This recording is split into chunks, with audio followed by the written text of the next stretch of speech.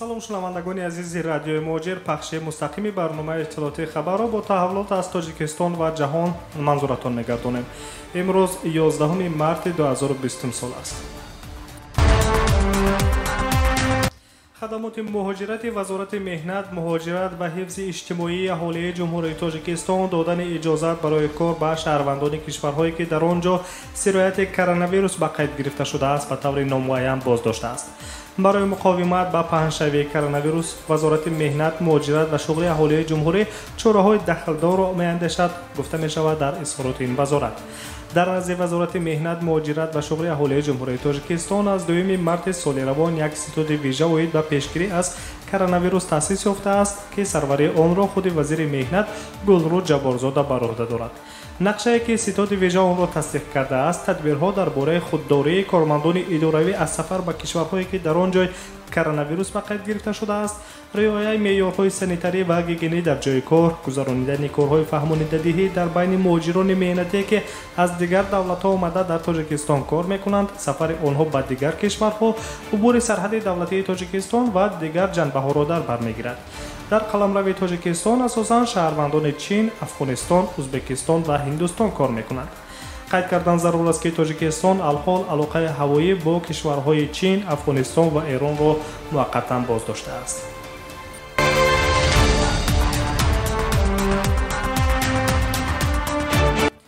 идомаи хабарҳо мегузарем ба хабари дигар. муштзани маъруфи тоҷик Баҳодур Усмонов дар сабқати интихобии бокс дар бозиҳои олимпӣ дар вазни то 63 килограмм варзишгари эронӣ Ашқон Ризоиро мағлуб кард ва ба финал баромад. вай аввалин варзишгари тоҷик гардид ки роҳхат ба бозиҳои 32-юми тобистонаи олимпиро дар Токио ба даст овард. барои боксчиён дар вазни то 63 килограмм дар байни мардон 6 сафари олимпӣ ҷудо карда шуд. 4 нафар ғолибони нимфиналҳо аллакай роҳхатҳоро соҳиб шуданд ва барои 2 ҷои боқимонда дар даври 4 якфиналӣ варзишгарони дигар рақобат хоҳанд кард. соли 2019 ғалабаи Баҳодур Усмонов дар чемпионати Осиё оид ба бокс ки дар шаҳри Бангкоки Таиланд баргузор шуд, дастоварди бузурге барои варзиши тоҷик буд. вай дар Бангкок он вақт ҳарифи худ Муҳаммад Абад Мустафо Ал-Қабосиро шикаст дода ва қаҳрамони Осиё гардид. Баҳодур Усмонови 21 сол дошта, хатмкардаи донишкадаи тарбияти ҷисмонӣ ва варзиши Тоҷикистон аст. соли гузашта вай дар мусобиқаҳои байналмилалӣ 6 медал аз ҷумла 3 тилло ба даст овардааст.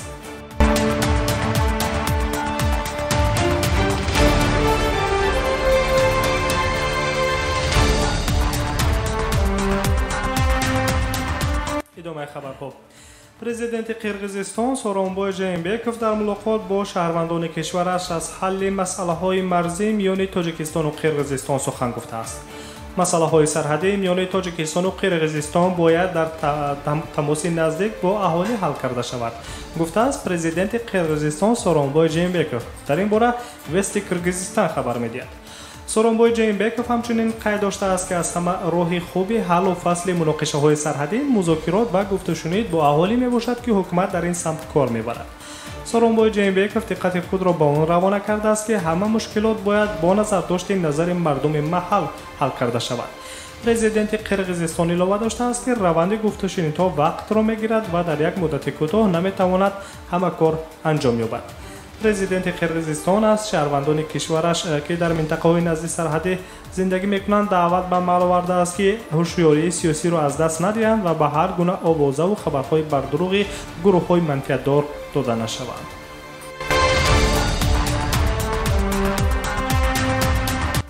нашри хабариро мустақиман рӯи мавҷи радиои муҳоҷир мешунавед. аз буҷаи давлатии Тоҷикистон дар соли 2020 барои пардохти музди меҳнати кормандони давлатӣ беш аз 5.3 миллиард сомонӣ ё худ 534.9 миллион доллар ҷудо карда мешавад. хабар медиҳад Спутник Тоҷикистон бо истинод ба оҷонсии Тоҷиктар. ин рақам дар муқоиса ба соли 2019 443.2 миллион сомонӣ ё худ 9.1% бештар аст. ҳамзамон маблағи умумии қарз аз пардохти музди меҳнат бо назардошти солҳои гузашта дар Тоҷикистон беш аз 50.4 миллион сомонӣ ё каме беш аз 5.2 миллион долларро ташкил медиҳад. пештар хабар дода шуда буд ки дар соли 2020 барои буҷаи давлатӣ ва суғуртаи иҷтимоӣ ва ҳифзи иҷтимоии кормандон беш аз 3.9 миллиард сомонӣ ё худ 436 миллион доллар пешбинӣ шудааст. дар айни замон ҳадди аққали музди меҳнат дар Тоҷикистон 400 сомонӣ ё ин ки 41 доллар ва маоши сатҳи миёна 1357 сомонӣ ё худ 140 доллар мебошад. андозаи миёнаи нафақа дар ҷумҳурӣ 303 сомониро дар бар мегирад.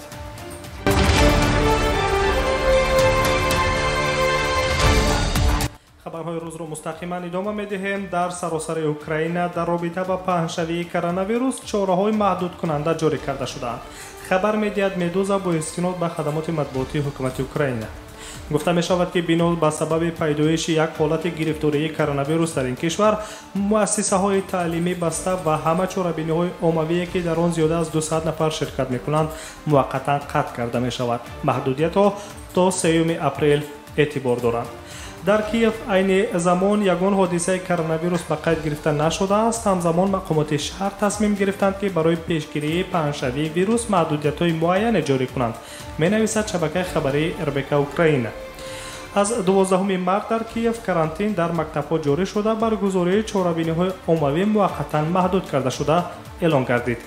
дар Украина айни ҳол ягона ҳолати пайдоиши коронавирус ба қайд гирифта шудааст. мубталои ин вируси хатарнок марде мебошад ки ба наздикӣ аз Италия баргаштааст. айни замон ӯ дар яке аз муассисаҳои тиббӣ қарор дорад.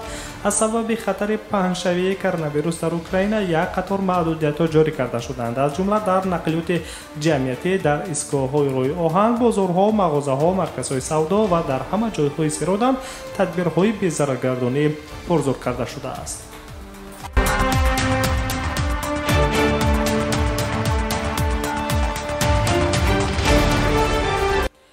мақомоти вилояти автономии яҳудии Русия ё ба истилоҳи русии еврейски автономии област хабар медиҳад ки 1,3,000 коргари чинӣ имсол ба хотири пешгирӣ аз коронавирус дар доираи чораҳои маҳдудкунанда ва ба корҳои киштукори баҳорӣ аз чин омадан наметавонанд ва мақомот ният доранд ки ин норасоиро аз ҳисоби муҳоҷирони ӯзбекистонӣ пур кунанд.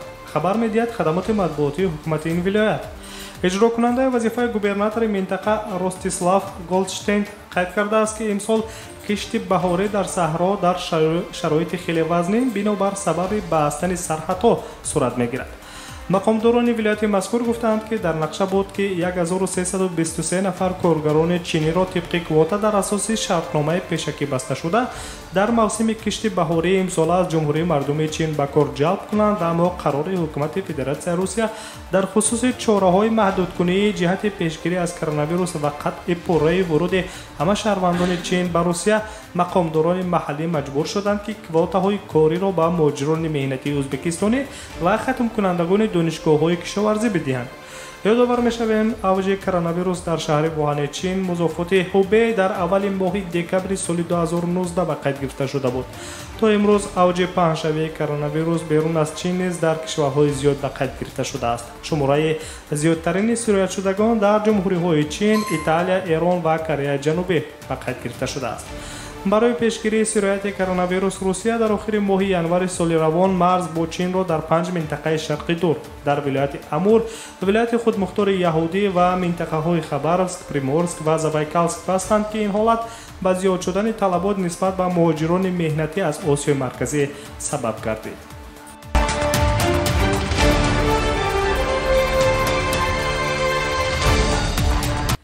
британияи кабир тасмим гирифтааст ки то миёнаи моҳи июли соли равон 330 сарбозашро аз Афғонистон берун барорад. дар ин хусус рӯзномаи Таймс гузориш медиҳад. манбаъҳо дар соҳаи ҳарбӣ ба нашрия гуфтанд ки британияи кабир 30% ҳарбиёни худро дар Афғонистон ихтисор мекунад. боқи 1100 сарбози низомии дигари Бритониё то як давраи дигар дар Афғонистон хоҳанд монд.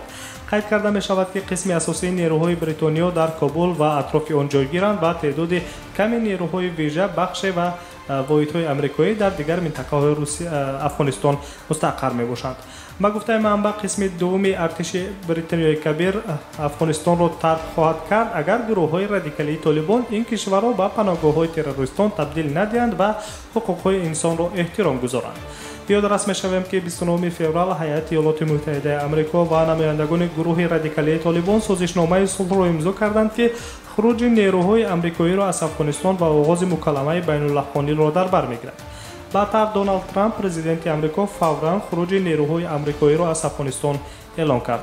تخمین کرده می شود که ایالات متحده شماره سربازان خود را در طول 135 روز از 12,000 به 8,600 نفر کم خواهد کرد.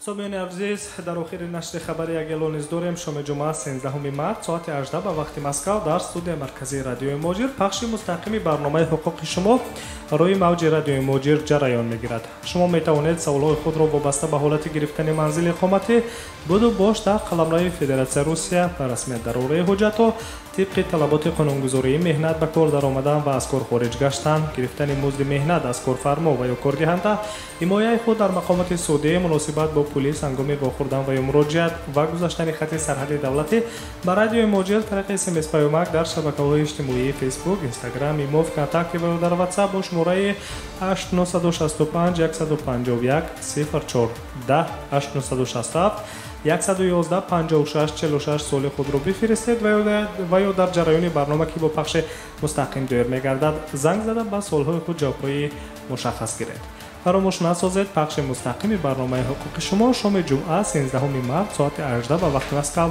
آغاز می‌گردد.